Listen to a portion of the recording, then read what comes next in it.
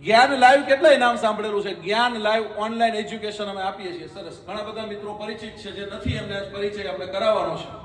અને મને આમ કેટલા ઓળખે છે, મારા વિડીયો આમ જોયા હોય. સરસ, લ્યો પરિચય છે મંદિરમાં દેવોનો, મારો ને મને મસ્જિદોમાં ખુદા ઓળખે છે. નથી મારું વ્યક્તિત્વ છાનું કોઈથી, જ્ઞાન લાઈવ ને પ્રતાપે તમે બધાય ઓળખો છો, અંધા ઓળખે છે. તો આજ આપણી ઓળખાણ થોડી મજબૂત કરવી છે.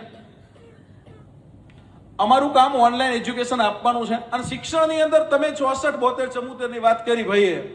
64 72 74 વાંચીને આવડી ના જાય લાલભાઈ, એના માટે તમે છે ને સર્ચ કરજો ખાલી 1964 72 74 એટલે તમને મારો વિડીયો મળશે.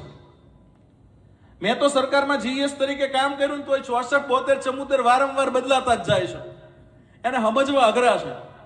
ખાલી સરકારનો ગ્રાન્ટીનેડ કોડ એ સમજવો અઘરો છે. અને 72 ને 74 ની જોગવાઈ સતત પરિવર્તનશીલ હોય છે. પણ એનું આપણને વ્યવસ્થિત સંઘમાંથી ભાથું મળે, એને આપણને વ્યવસ્થિત માર્ગદર્શન મળે, તો આપણે ઇન ફ્યુચર જ્યારે આપણો કંઈક અધિકાર હોય ને ત્યારે આપણા અજ્ઞાનતાના હિસાબે આપણા અધિકારથી વંચિત ના રહી. અને તમને જ્યાં જરૂર પડે અહીંયા, કદાચ સરકારી અધિકારીઓને તો પ્રોટોકોલ નડે, પણ હવે હું સરકારમાં નથી, હવે હું એકદમ ફ્રી છું. તમારા જેવા સંઘ સાથે જ કામ કરવા માંગુ છું. કારણ કે તમે બધા શિક્ષક છો ને હું શિક્ષક છું, બરાબર. તમે બધા શાળામાં જઈને ભણાવો છો, હું ઓનલાઈન સ્ટુડિયોમાં ભણાવું છું. અમારા સ્ટુડિયોમાંથી ભણાવવાનું, અને આખું ગુજરાત જોવે. છોકરાઓ પોતપોતાના મોબાઈલમાંથી ભણીને ઓનલાઈન એજ્યુકેશન મેળવે.